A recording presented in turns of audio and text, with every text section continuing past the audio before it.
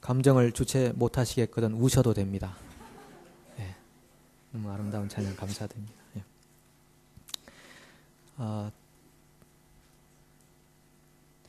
참 교회라는 곳은 신기한 곳 같습니다. 교회라는 곳 일주일에 한 번씩 이렇게 매주 모여가지고 또 찬양하고 기도 함께 하고 또 잘 연습된 귀한 또 성가곡 또 부르기도 하고 듣기도 하고 누구의 안내를 받고 안내를 하기도 하고 또 서로 인사하고 하나님께서 역사하시지 않으시면 어떻게 이런 일이 일어나겠습니까? 우리 하나님께 영광의 박수 한번 우리.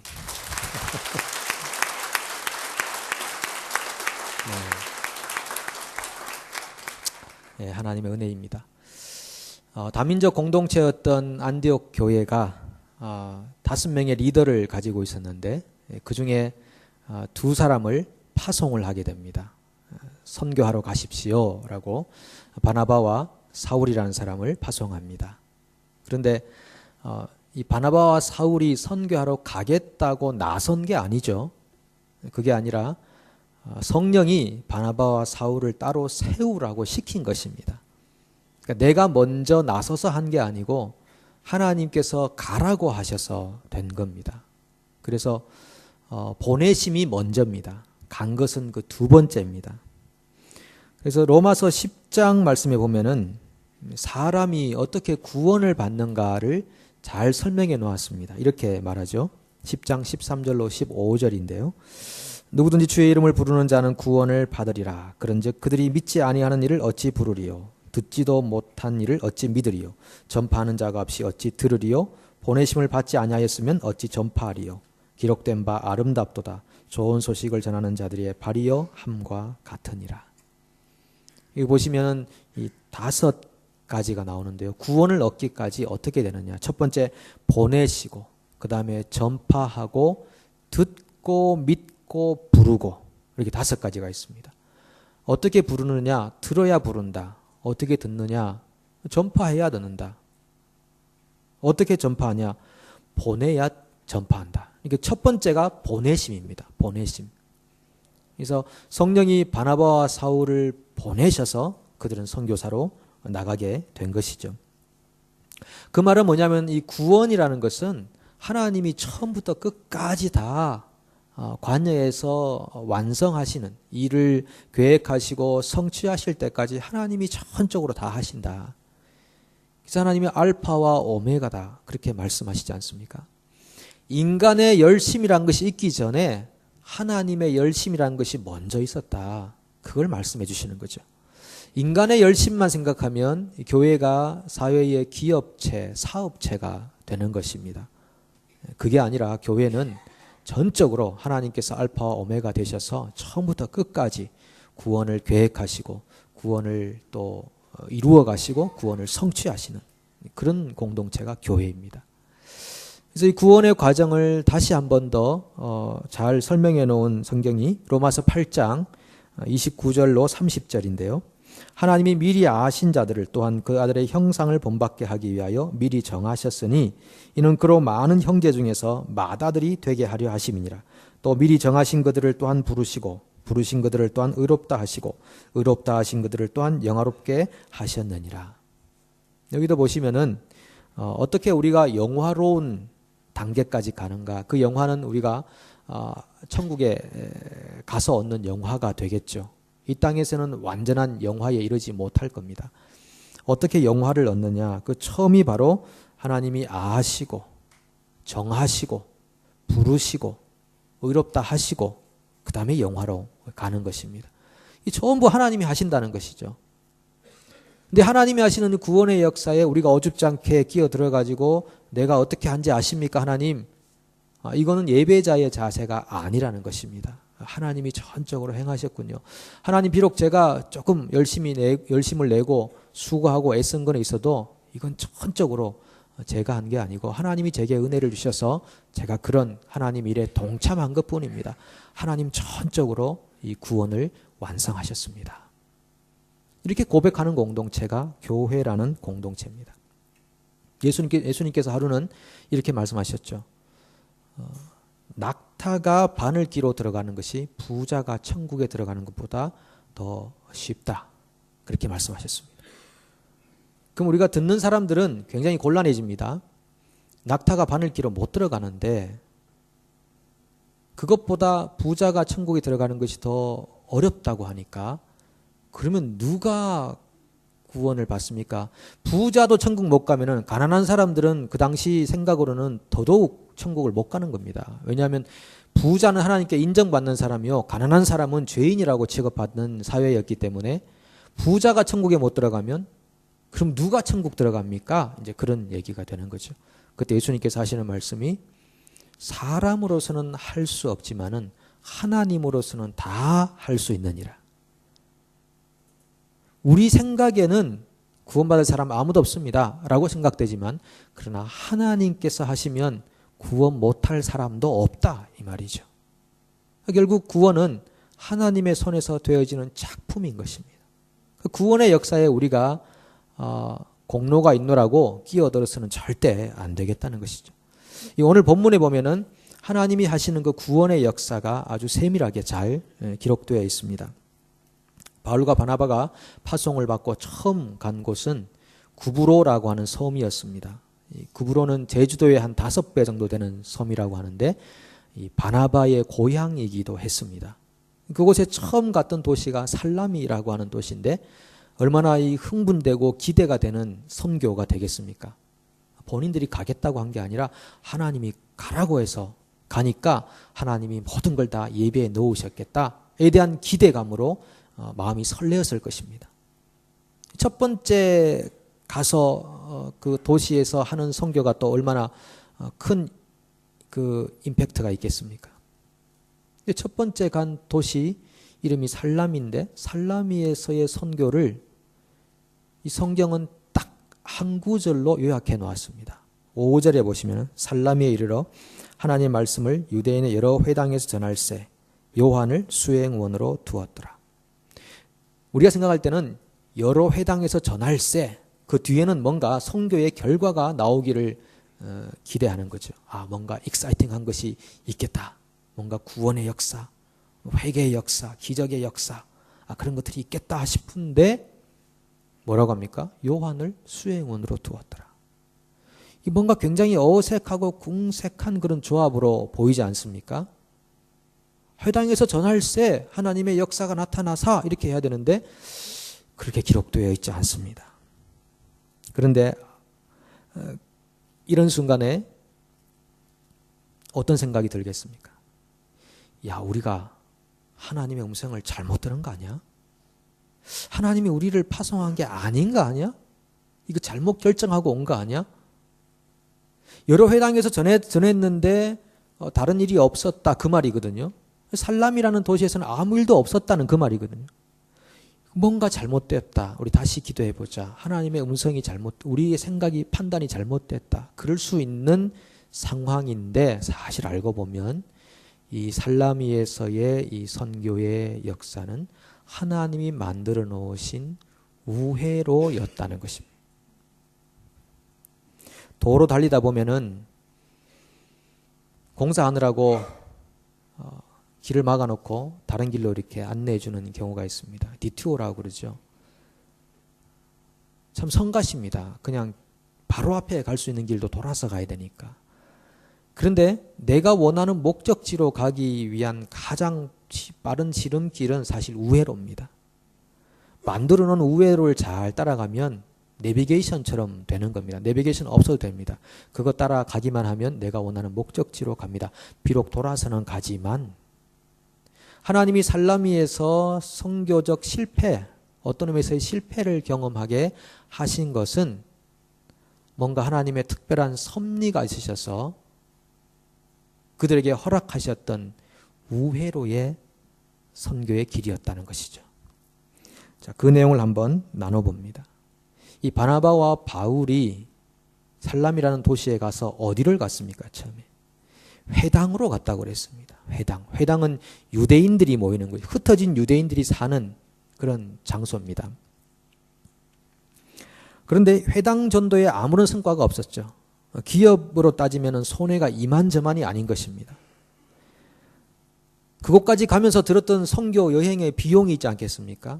배 타고 가야 되고 또 뭐 여러 가지 또 챙겨 가야 되니까 비용도 들었을 것이고 또 이 실패로 인한 사기 저하도 만만치 않았을 것이고 그리고 그 다음 선교지로 갈 때에 이 후원 교회에서의 후원이 과연 올 것인가 후원에 대한 감소 그런 것들도 영향을 미칠 수 있는 그런 선교적 실패였다고 할 수 있는 것이죠. 하지만 이 선교 사역은 기업의 가치관으로 따져서는 절대 안 되는 일입니다. 바울과 바나바가 왜 회당으로 갔을까요? 자기 동족이기 때문이죠. 그런데 사실은 바울과 바나바는 유대인들에게 보내진 사람들은 아닙니다. 이방인들에게로 보내진 사도인데 그들은 유대인의 회당으로 갔는데 자, 그 조금 시간이 지나가서 구브로 섬을 지나서 육지로 다시 올라가는데 비시디아 안디옥이라는 지금 1차 선교 여행입니다. 안디옥이라는 도시에 갔을 때의 일을 사도행전 13장 44절 이하가 우리에게 소개해 주는데요. 44절로 46절을 제가 한번 읽어보겠습니다.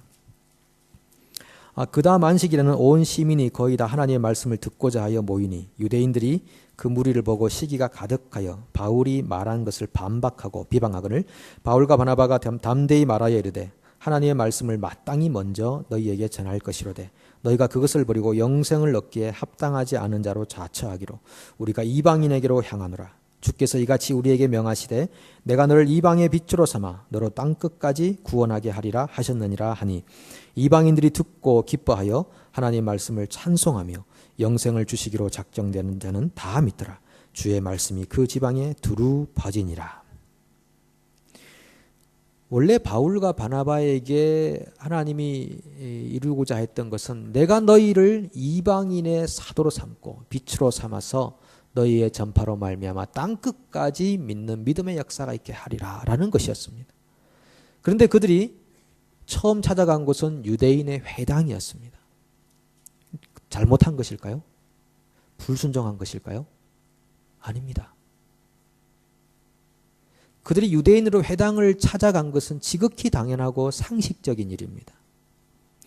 하나님께서 너희를 이방의 빛으로 삼아 하겠다라고 하셨던 그 말씀은 명령이 아니라 예언적인 서술입니다. 성경에 보면은 그 두 가지가 나올 수 있다고 생각합니다. 명령, 가라, 서라. 두 번째는 예언적인 하나님 편에서의 서술이라고 하는 것이죠. 예를 들면은 하나님께서 아브라함에게 너는 본토 친척 아비 집을 떠나라. 이거는 명령입니다. 뭐 더 이상 토를 달 만한 것이 없죠.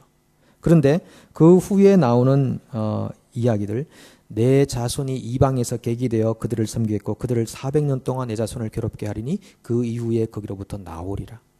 이거는 명령이 아니고 예언적 서술인 것이죠.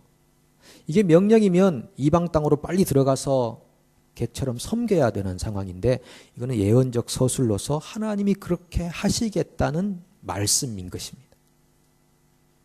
그럼 바울과 바나바는 자기들을 하나님이 이방인의 사도로 삼으신다라는 것을 알았지만 그들은 유대인의 회당을 찾아가서 복음을 전했으나 유대인들이 심한 거부와 반대와 방해를 하자 그들은 어떻게 말합니까? 우리가 이방인에게로 가노라 이렇게 말합니다. 바울과 바나바로 하여금 이방인 선교에 대한 열정을 불타오르게 했던 그 일이 바로 유대인 회당에서의 선교 실패라고 하는 것입니다. 그것은 결국 하나님이 실패를 우회로로 사용하셨다는 뜻이 되기도 하는 것이죠. 1866년에 대동강변에서 순교한 영국의 토마스 선교사를 아시지 않습니까? 토마스 선교사가 원래는 조선에 선교하러 온 게 아니었고 중국 상하이로 선교사로 파송을 받았습니다. 런던 선교에 파송을 받고 그 3년 전 1863년에 상하이에 선교사로 갔습니다. 하나님이 부르셨으니까 간 거거든요. 그리고 훈련을 받고 또 얼마나 선교에서는 많은 투자를 했겠습니까? 이 한 가정을 위해서. 중국 상하이에 가서 선교하러 갔는데 가자마자 아내가 병이 들어서 병사하고 맙니다. 아니, 하나님이 불러서 선교하러 왔는데 아내가 세상을 떠났으니까 그러면 아내를 데려가시려고 여기 오신 건가? 굉장한 고민에 빠지지 않겠습니까?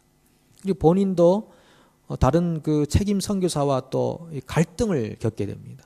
그러면서 내가 여기서 선교를 못 하겠다. 그리고 내려놓습니다. 내려놓고 세관에 취업을 합니다. 취업을 하고 통역관으로 일을 하게 되는데 그 당시에 조선에서 천주교의 박해를 피해서 온 몇몇 사람들이 이 토마스 선교사를 만나게 되고 그 당시엔 선교사가 이제 아니었죠. 토마스를 만나게 되고 대화하던 중에 이분 마음속에 조선을 향한 그런 선교의 열정으로 다시 불타오르게 됩니다. 그래서 1866년도에 제너럴 셔먼호라고 하는 미국 상선을 타고 대동강으로 왔는데 거기서 서로 군사들 간에 오해가 생겨가지고 그 화포를 쏘고 배가 딱 또 좌초에 걸려서 결국은 목숨을 잃는 거죠. 이 토마스 선교사가 목숨을 잃으면서 성경책 한 권을 주지 않았습니까? 야소를 믿으라고. 그 이후에 성경책을 받았던 그리고 토마스 선교사의 죽음을 목격했던 사람들이 예수를 믿게 됩니다. 놀라운 일들이 벌어지죠. 성경책을 벽에다가 다 도배지로 붙여놨는데 그거 보다가 예수를 믿게 되고 교회를 세우게 되고 그렇게 되는 역사들이 있었습니다. 그러면 상하이에서 토마스 선교사가 선교하러 갔던 것은 실패라고 할 수 있는데 하나님은 그 실패를 우회로로 사용하셔서 결국은 그를 조선 땅에 복음을 심는 사람으로 위대하게 사용하셨다는 것입니다. 선교 실패라는 꼬리표가 반드시 바울과 바나에게도 필요했고 어쩌면 토마스에게도 필요했었습니다. 그러지 않았으면 그가 조선 땅으로 내려갔겠습니까? 그의 대동강에서의 순교의 피가 없었다면 또 어찌 우리가 이 시간 예수를 믿는 코리안 디아스포라 크리스찬으로 또 살아갈 수가 있겠습니까? 이 모든 것이 하나님의 작품으로 때로는 인간의 실수와 인간의 죄와 인간의 악도 하나님의 손에서 선으로 바꾸어지는 그 놀라운 구원의 역사가 오늘도 하나님의 손 안에서 진행된다는 사실이죠. 그러면 이런 우회로는 왜 생길까요? 하나님이 왜 이런 우회로를 사용하셔야 되는가? 세 가지로 생각합니다. 첫 번째는 우리 개인이나 집단의 죄와 실수 때문에 이런 우회로가 발생할 수 있습니다. 두 번째는 사탄의 영향으로 그렇게 될 수 있고 세 번째는 하나님의 특별한 섭리로 그렇게 될 수가 있습니다. 출애굽한 이스라엘 백성들이 40년간 광야 생활을 했는데 원래는 지름길로 바로 가면 10하루 만에 갈 수 있는 길 아닙니까? 그런데 40년을 돌아서 가야 했던 그 우회로의 길은 몇 번째 해당되겠습니까? 첫 번째, 개인적인 집단적인 죄나 실수 그런 것이 그렇게 만들어가는 것이죠. 하나님 그러나 그것을 사용하시는 겁니다. 우회로로 사용하셔서 그들을 더 정결케 만들어서 준비시켜서 보내시는 것이죠. 요셉이 꿈을 꿨습니다.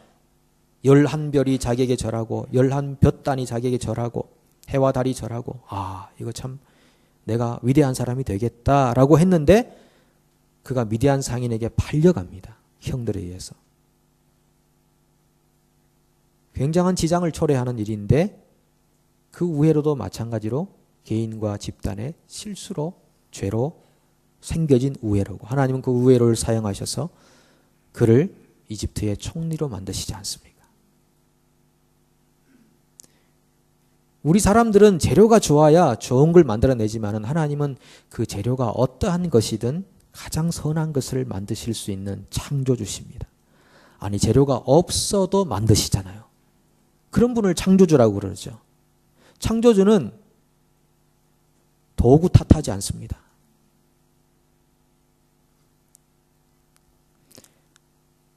그 다음에 특별한 하나님의 섭리로 된 것. 토마스 선교사가 중국 상하이에 갔다가 다시 조선으로 오는 이것은 특별한 하나님의 섭리로 되어진 것이죠. 바울과 바나바가 유대인의 회당으로 가서 전도를 수차례 했으나 그들의 강한 거부감으로 이방인으로 가노라. 그것도 하나님의 섭리로 되어진 일들이죠. 그럼 마지막으로 사탄의 영향으로 되는 일도 있다라고 하는 것이죠. 그 일이 바로 오늘 본문에 나오는 살라미 이후에 바보라는 도시에서 일어났던 일입니다. 그 도시에 가니까 두 사람을 만날 수 있었는데 첫 번째 사람은 총독입니다. 그 땅을 다스리는 로마의 총독입니다. 그 다음에 두 번째는 거짓 선지자 마술사 엘루마, 마술사를 한 사람을 만나게 됩니다. 총독이 굉장히 지혜로웠다고 성경이 말하고 있는데요. 이 총독이 바울과 바나바가 전하는 말씀을 듣고 굉장히 관심이 생겼습니다. 다시 한번 얘기 좀 해달라고. 다시 한번 얘기 좀 해달라고. 그랬을 때 만약에 총독이 예수를 그 당시에 믿게 되면은 얼마나 또 그 도시가 빠른 속도로 또 복음을 받아들일 수가 있겠습니까? 지도자가 예수를 믿게 되면 그렇게 되는 거죠. 그래서 바울과 바나바도 굉장히 그 기대감이 컸을 것입니다. 총독이 이렇게 관심을 가지니 하나님이 그 사람 속에 믿을 만한 믿음을 주셨나 보다. 그러고 만나려고 하는데 이 마술사가 방해를 하는 것이죠. 총독으로 하여금 믿지 못하게 막는 겁니다. 그도 그럴 것이 그동안 그가 총독의 사랑을 받아왔거든요. 총독에게 사랑받는다는 것은 지위가 보장되고 부가 확보가 되고 명예가 주어지는 귀중한 그 혜택들이 있는데 총독의 시선이 바울과 바나바에게로 가게 되면 정말 자기는 닥쳤던 개가 되는 신세가 되는 것이죠. 그래서 적극적으로 총독이 예수를 믿지 못하도록 방해에 나서게 됩니다. 그런데 본문을 보시면요. 이 거짓 선지자니까 사탄의 영향을 받은 거 아니겠습니까? 그런데 그 사탄의 영향을 받아서 거짓을 말하고 다녔던 그간의 그의 삶이 총독이 예수를 믿지 못하게 하는 위기의 순간에 서게 되었는데 하나님은 그것마저도 우회로로 사용하셔서 결국은 총독이 예수를 적극적으로 믿도록 만드셨다는 것입니다. 아니 그 어떤 방해도 칼이나 적신이나 위험이나 전쟁이나 그 어떤 것도 하나님의 그 역사를 막을 것이 어디에 있는가라고 하는 것입니다. 극단적으로 사탄이 예수님을 십자가에 못 박는 사형을 시키는 극단의 처방을 내렸으나 그것마저도 하나님께서는 인류를 구원하는 아주 고귀한 우회로로 사용하셨다는 것입니다. 그렇다면 여러분 우리 삶 속에 일어나고 있는 그 실패와 막힘과 좌절할 만한 그 수많은 일들 그게 과연 실패일까요? 끝일까요? 그게 끝이고 실패라면 우리는 하나님을 믿는 사람들이 아닙니다. 하나님을 신뢰하는 사람들이라면 그 어떤 실패 앞에서도 하나님이 새롭게 이끄실 새 날을 기대하게 되는 것입니다. 그렇게 자동적으로 되는 것이 우리 속에 주어진 믿음이라고 하는 그 놀라운 선물이 그렇게 하나님에 대한 기대와 희망을 갖도록 역사하는 것입니다. 그게 성령의 역사하심이고 그것이 신비한 구원의 이치가 되는 것이죠. 그런데 여러분 생각해 보십시오. 그러면 하나님이 모든 상황들을 다 바꾸셔서 선으로 이끄실 거니까 뭐 악을 행해도 괜찮네요. 그럴 수 있겠죠. 복음을 받아들이지 않았던 그 당시의 유대인들 괜찮네요. 하나님께 사용받았네요. 거짓 선자 엘루마 마술사 괜찮네요. 그것도 그가 갑자기 맹인이 되어서 보지 못하게 되는 사도 바울이 그렇게 선언함으로써 그렇게 되는 역사 때문에 총독이 바울의 말이 진정한 말이구나 복음이구나라고 믿었으니까 뭐 거짓 선지자도 사용받았네요. 그렇게 할 수 있을 것입니다. 그러나 그렇지 않습니다. 복음을 받아들이지 않고 또 자신만 안 믿을 뿐 아니라 남도 못 믿게 했던 그 당시 유대인들 그리고 이 거짓 선지자 엘루마는 반드시 하나님의 심판 가운데 거할 수밖에 없습니다. 그러니까 여러분의 선택에 달려 있는 것입니다. 모두가 하나님에 의해서 사용받는 것입니다. 그런데 심판받을 제목으로 사용받을 것인가? 아니면은 하나님의 복음과 구원이 완성되는 편에 서서 하나님과 동행하는 동참자로서의 쓰임을 받을 것인가? 그것은 우리가 선택하는 것이죠. 이 거짓 선지자라고 그랬는데요. 교회 내에서는 이 거짓이라는 것이 근절돼야 되는 것입니다. 교회는 거짓이 성행해서는 안 되는 곳입니다.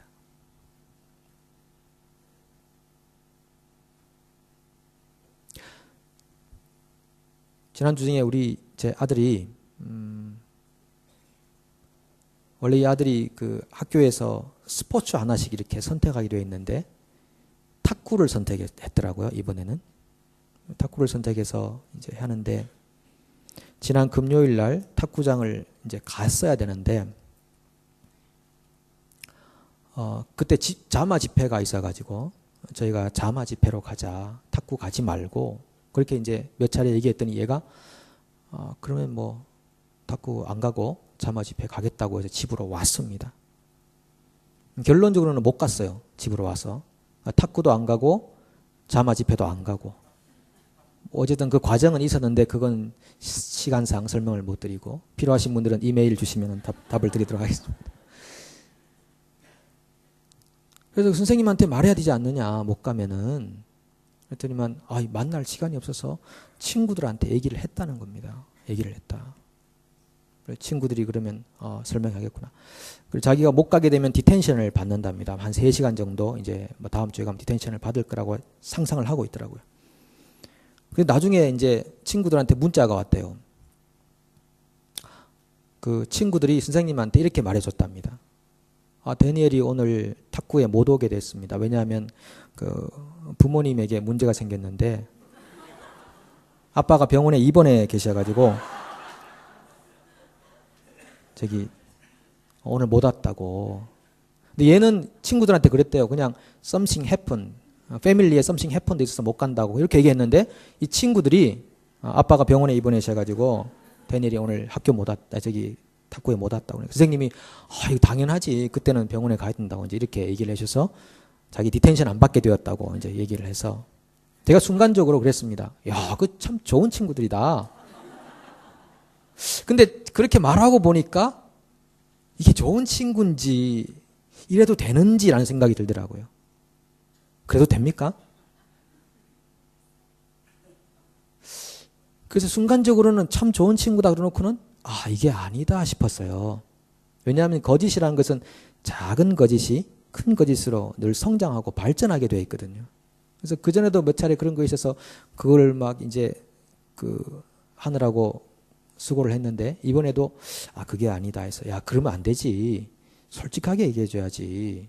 오늘 다른 어떤 행사가 있어 못 갔다고. 그러고는 이제 아규를 하기가 힘들고 본인도 수긍을 하고 하는 것 같아서 그냥 멈췄습니다만은 그런 작은 화이트 라이어 그런 것도 있습니다. 작은 거짓말.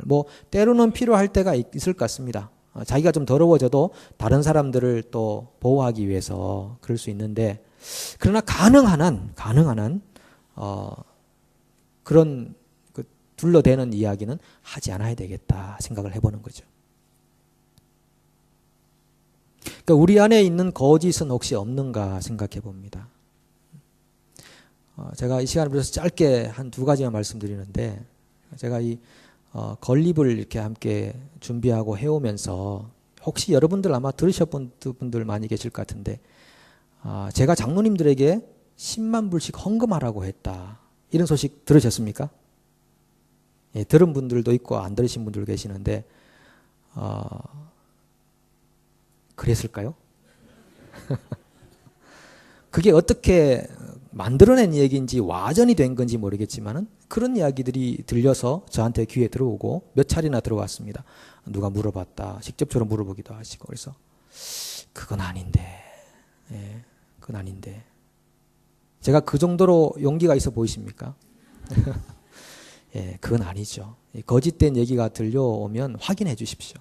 예, 교회가 거짓으로 이렇게 신음해서는 안 되죠. 이 거짓들은 다 믿음을 저해하는 것입니다.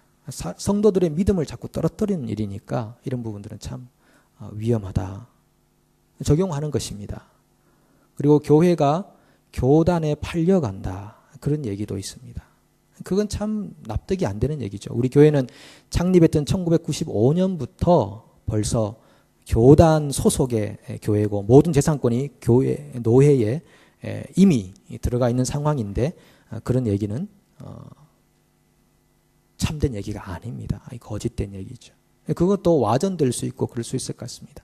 어쨌든 여러분 신앙생활 하면서 이런 잘못된 얘기들이 결국 우리의 믿음을 자꾸 떨어뜨리고 낙심하게 만들고 시험에 들게 만드는 그런 결과를 가져오기 때문에 그런 일이 들릴 때는 확인을 해 주셔야 되는 거예요. 아니면 여러분들이 혹시 마음에 상처를 입고 낙심을 하게 되고 결국은 여러분이 손해가 되는 것입니다. 믿음이 떨어지게 되는 것입니다. 그런데 여러분 이 유대인들과 거짓 선지자 엘루마는 왜 자기들만 안 믿으면 되지 왜 남들까지 못 믿게 하는 걸까요? 유대인들도 끝까지 바울을 쫓아다니면서 못 믿게 하고 사람들 그리고 거짓 선지자 엘루마도 총독이 못 믿게 하고 막 그러는 거잖아요. 그건 사람이 가지고 있는 죄성 때문에 그래요. 죄의 깊은 뿌리 때문에 그런 것이죠. 나도 믿기 싫은데 남들이 믿으면 나는 믿기 싫은데 남들이 믿으면 상대적으로 잘못된 사람이 될 것 같으니까 내가 안 믿는 것은 남들도 못 믿게 해야 된다고 생각하는 거죠. 인간의 죄성이 그런 것입니다. 우리 교회 어떤 분이 오셔서 등록하셔서 이제 양육과 훈련 광고가 나가니까 다른 기존의 멤버에게 묻습니다. 저 양육 광고 나가는데 저거 양육 참여해야 되나요? 근데 기존 멤버가 그거 안 해도 돼요. 나도 10년째 다니고 있는데 그 하나하나 똑같습니다. 네. 오히려 제가 보니까 하신 분들은 위선자가 되고 괜히 뭐 그거 안 해도 별 지장 없어요. 뭐 앞에서는 뭐 선택 안 했을 때 주어지는 뭐 손해가 있다 그러지만 그거 다 사실은 헛된 소리고 안 해도 괜찮습니다. 이렇게 말할 수 있다는 제가 스토리를 만들어 본 겁니다. 누가 했다는 게 아니라 하신 분들이 계시다면 찔리시겠지만 추측을 해보는 거죠. 그거는 봉사도 마찬가지죠. 저 봉사 참여해야 되면 봉사 안 해도 돼요. 그 시간 남는 사람들이 그냥 하는 거고 하니까 괜히 그 시간 쪼개고 가서 뭐 비싼 그 페이 또 못 받고 뭐 이렇게 시간 할리데이 내 가지고 안 해도 돼요. 안 해도 아무도 소리 안 합니다. 아무도 몰라요. 뭐 그렇게 가능성 있다라고 생각합니다. 헌금하는 것도 마찬가지고 헌금 안 해도 돼요. 우리 교회는 원래 헌금 안 하는 교회예요. 들어올 때도 그냥 그 헌금 통이 있으니까 뭐 사람들 몇 사람 안 보고 그냥 들어가도 됩니다. 그냥 만들어낸 얘기입니다. 이게 했다는 게 아니라. 그러니까 우리 가지고 있는 죄성이라는 것이 그런 것입니다. 내가 믿지 않으면 남들도 믿지 못하게, 내가 안 하면 남들도 못하게 하는 그런 죄성이 우리 가운데 있는데 이것은 하나님이 정말 기뻐하지는 않는 일이시다. 이건 분명한 사실이다라고 하는 것입니다. 여러분 오늘 하나님께서 사람을 아시고 예정하시고 부르시고 의롭게 하시고 영화롭게 하시는 그런 귀한 구원의 과정을 전적으로 하나님의 주도하에서 이루어 가시는데 이 이루어 가심에 있어서 여러분들은 단순히 그냥 우회로만 사용되겠습니까? 아니면 정말 적극적인 동참자로서 사용이 되실 것입니까? 사람은 누구나 하나님의 계획이 이루어지는 데에 사용받게 되어 있습니다. 왜냐하면 하나님은 전능하시고 창조주시니까. 그러나 어떤 사람들은 심판의 대상으로, 어떤 사람들은 은혜의 대상으로 이렇게 살아갈 수 있는데 그 은혜의 하나님의 역사 안에 적극적으로 동참하십시오. 혹시 여러분 살아가시다가 일이 잘 안 돼서 낭패를 본 경우가 있습니까? 혹시 지금 막다른 골목에 서 계신 분들이 계십니까? 이러지도 저러지도 못하는 그런 좌초된 것 같은 그런 느낌에 서 계신 분들이 계십니까? 여러분이 실패한 것입니까? 여러분이 하나님의 인도를 잘못 받아온 것입니까? 정말 하나님이 나를 인도하셔서 여기까지 온 것 같은데 인생 끝난 것입니까? 아닙니다. 아닙니다. 예루살렘 성이 초토화되고 성전이 완전히 무너져버린 그 상황에서도 예레미야는 웃음을 띄었습니다. 하나님이 하실 새 일에 대한 기대감을 가졌습니다. 그 어떤 것도 우리를 좌절시키거나 낙심시킬 수 없습니다. 세상이 감당할 수 없는 사람이 된 사람들이 바로 오늘날 그리스도인들입니다. 세상이 어찌 우리를 감당할 수 있겠습니까? 그 하나님의 신실하심, 하나님의 그 역전시키심, 하나님의 그 구원의 완성하심, 새로운 창조를 이루어내심, 모든 실망 가운데서도 새로운 희망을 우리에게 선물로 주시는 그 하나님을 전적으로 신뢰하시고 오늘도 믿음으로 끝까지 하나님의 거룩한 사역에 동참해 가시는 복된 주의 백성들 되시기를 축복합니다. 네, 함께 기도합니다.